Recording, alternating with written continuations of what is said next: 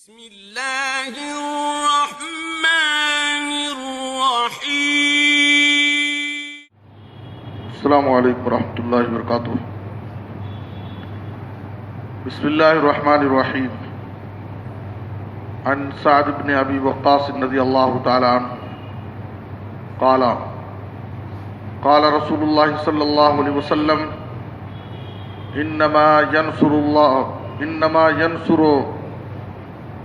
ينصر الله هذه الامه بضعيفها بدعوتهم وصلاتهم واخلاصهم۔ رواہ النسائی۔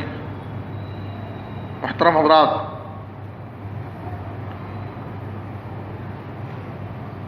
سنن نسائی کی جو حدیث آپ حضرات کے سامنے پیش کی گئی ہے، اس حدیث میں آپ صلی اللہ علیہ وسلم نے اعمال میں اخلاص پیدا کرنے کا ایک بڑا فائدہ ذکر کیا ہے۔ اگر ہم اپنے اعمال میں اخلاص پیدا کریں گے، اپنا ہر عمل خالص اللہ کی رضا کے لیے انجام دیں گے، تو اللہ تعالیٰ اپنے مخلص بندوں کی اس دنیا میں بھی مدد کرتا ہے اور آخرت میں بھی مدد کرے گا۔ دنیا میں بھی اللہ تعالیٰ اپنے مخلص بندوں کی اخلاص کی برکت سے مصائب و مشکلات سے نجات دیتا ہے، اور آخرت میں بھی اخلاص ہی ہماری نجات کا ضامن ہے۔ اسی لیے علامہ ابن قیم رحمۃ اللہ علیہ نے فرمایا الاخلاص هو سبیل الخلاص، اخلاص ہی نجات کا واحد راستہ ہے، دنیا میں بھی اور آخرت میں بھی۔ آپ دیکھیے کہ کس طریقے سے اخلاص دنیا اور آخرت میں ہمارے لیے نجات کا راستہ ہے۔ غار کا واقعہ مشہور ہے کہ 3 لوگ غار میں پھنس گئے اور تینوں نے آپس میں یہ طے کیا انہ لا ینجیکم من هذه الصخرة الا ان تدعوا اللہ بصالح اعمالکم۔ اس مشکل اور اس پریشانی سے نجات کا ایک ہی حل ہے کہ ہم سب اپنے نیک اعمال کا وسیلہ بنا کر کے اللہ رب العالمین سے پرخلوص دعا کریں، تاکہ اللہ تعالیٰ اس مصیبت اور پریشانی سے ہم کو نجات دے دے۔ تو ان تینوں نے اللہ رب العالمین کی بارگاہ میں اپنی زندگی کے مخلصانہ عمل کا وسیلہ بنایا، اپنے اس عمل کا وسیلہ پیش کیا جو انہوں نے اپنی زندگی میں خالص اللہ کی رضا کے لیے کیا تھا، اور اس عمل کا واسطہ دے کر کے اللہ رب العالمین سے دعا کی اللہم ان کنت فعلت ذلك ابتغاء وجهك فافرج عنا ما نحن فيه من هذه الصخرة۔ تینوں نے انہی الفاظ سے دعا کیا۔ ایک نے اپنے ماں باپ کی خدمت، پرخلوص خدمت کا وسیلہ بنایا اور کہا کہ اے اللہ، اگر میں نے اس کام کو خالص تیری رضا کے لیے کیا ہے تو اس مصیبت اور پریشانی سے ہم کو نجات دے دے، اور غار کی اس چٹان کو ہم سے ہٹا دے۔ اس طریقے سے دوسرے نے خوف خدا کا وسیلہ بنایا۔ جب اس کی چچازاد بیوی نے اس کو درد بھری نصیحت کی اور وہ اللہ کے خوف سے، برائی سے باز آ گیا، تو اس نے بھی کہا اے اللہ، تو بہتر جانتا ہے کہ میں خالص تیرے ڈر سے اس گناہ سے میں باز آ گیا، اے اللہ میرے اس عمل کو تو قبول کر کے آج مجھے اس مصیبت اور پریشانی سے تو مجھے نجات دے دے۔ اور تیسرے نے مزدور کی پوری مزدوری شرح صدر کے ساتھ، جبکہ ایک مدت کے بعد وہ اپنی مزدوری لینے کے لیے آیا اور اس رقم سے اس کے پاس جتنی برکتیں ہوئی تھی سب کچھ اٹھا کر کے اس کو دے دیا اور کہا کہ یہ سب کچھ ہے۔ تو مزدور کی مزدوری بھی مکمل دینا چاہیے اور خوش دلی کے ساتھ دینا چاہیے، ایسا نہیں کہ ایک تو ستا کر کے دینا اور پریشان کر کے دینا اور اس میں آدھا سارا دینا، یہ اچھی بات نہیں ہے، یہ ظلم ہے۔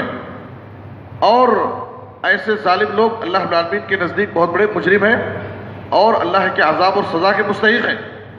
تو تیسرے شخص نے اللہ رب العالمین کی خدمت میں جو وسیلہ بنایا اپنے پرخلوص عمل کا، کہ اس نے اپنے مزدور کی پوری مزدوری ایک مدت کے بعد بھی مکمل دی اور شرح صدر کے ساتھ دے دیا۔ اللہ رب العالمین نے تینوں کی دعاؤں کو قبول کیا اور اس غار سے صحیح سالم ان کو باہر نکال دیا اور وہ نجات پا گئے۔ تو یہ اخلاص کی برکت ہے۔ اخلاص کی وجہ سے دنیا میں بھی ہم کو نجات ملتی ہے مصائب و مشکلات سے۔ فتح مکہ کے موقع پر نبی صلی اللہ علیہ وسلم نے عمومی طور پر سب کی معافی کا اعلان کر دیا تھا، سب کو ہم نے معاف کر دیا، لیکن کچھ اکابر مجرمین تھے، بڑے بڑے مجرم ظالم لوگ، تقریباً 7 ایسے اکابر مجرمین تھے جن کی عدم معافی کا نبی صلی اللہ علیہ وسلم نے اعلان کیا کہ ان کو کسی بھی حال میں معاف نہیں کیا جائے گا، یہاں تک کہ اگر خانہ کعبہ کے پردے کو جا کر پکڑ لیں تو بھی اسی حال میں ان کو مار دو، قتل کر دو۔ ان میں اکرمہ بن ابی جہل بھی تھے۔ وہ اس موقع کی نزاکت کو دیکھ کر کے وہ مکہ سے راہ فرار اختیار کی، بھاگ نکلے۔ ملک شام جاتے ہوئے وہ دریا کا سفر کیے اور کشتی میں سوار ہوئے۔ جب کشتی والوں کو لے کر کے بیچ سمندر میں پہنچی، ہچکولے کھانے لگی اور ڈوبنے کے قریب ہو گئی۔ کشتی والوں نے آپس میں ایک دوسرے کو پکارا اور کہا اخلصوا فإن آلہتکم لا تغنی عنکم ہاہنا شیئا، اے لوگو، اے کشتی والو، تم سب پورے خلوص کے ساتھ اپنے سارے معبودوں کو بھول جاؤ، پورے خلوص کے ساتھ صرف اللہ کو پکارو، اس لیے کہ اس ڈوبتی ہوئی کشتی کو بچانے والا اگر کوئی ہے تو صرف اللہ رب العالمین۔ اکرمہ بن ابی جہل کے دل میں یہ بات اثر کر گئی اور کہا واللہ لئن لم ینجنی فی ھذا البحر الا الاخلاص لا ینجینی فی البر غیرہ، اگر اس دریا میں، اس سمندر میں اگر مجھے نجات ملے گی اس وجہ سے کہ میں پورے اخلاص کے ساتھ اللہ کو پکاروں، پورے اخلاص سے اللہ کو پکارنے سے اگر مجھے اس سمندر میں نجات ملے گی تو خشکی پر جانے کے بعد بھی نجات دینے والا اللہ ہی ہے۔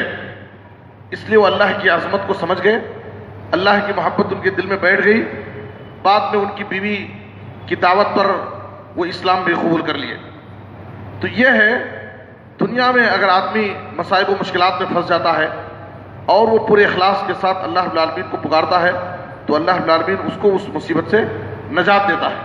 سورہ عنکبوت کی آیت نمبر 60 پر 5 میں اللہ نے اسی مضمون کو ذکر کیا ہے، فَإِذَا رَكِبُوا فِي الْفُلْكِ دَعَوُا اللَّهَ مُخْلِصِينَ لَهُ الدِّينَ فَلَمَّا نَجَّاهُمْ إِلَى الْبَرِّ إِذَا هُمْ يُشْرِكُونَ، لیکن ان کافروں کا حال یہ تھا کہ جب اللہ تعالیٰ ان کی ڈوبتی ہوئی کشتی کو ساحل سمندر پہنچا دیتا بعافیت، تو خشکی پر پہنچنے کے بعد پھر وہ اللہ کے ساتھ شرک کرنے لگتے۔ جب کشتی ڈوبنے لگتی تو پورے سارے معبودوں کو بھول کر کے پورے اخلاص کے ساتھ اللہ کو پکارتے، لیکن جب اللہ تعالیٰ ان کی ڈوبتی ہوئی کشتی کو بچا لیتا اور وہ صحیح سالم کشتی سمندر سے باہر آ جاتے تو خشکی پر پہنچنے کے بعد پھر وہ اللہ کے ساتھ شرک کرنے لگتے تھے۔ تو ایسا نہیں ہونا چاہیے۔ تو دنیا میں بھی اخلاص ہی سے ہم کو نجات ملنے والی ہے، اخروی اعتبار سے تو ہماری نجات کا دار و مدار اخلاص ہی ہے۔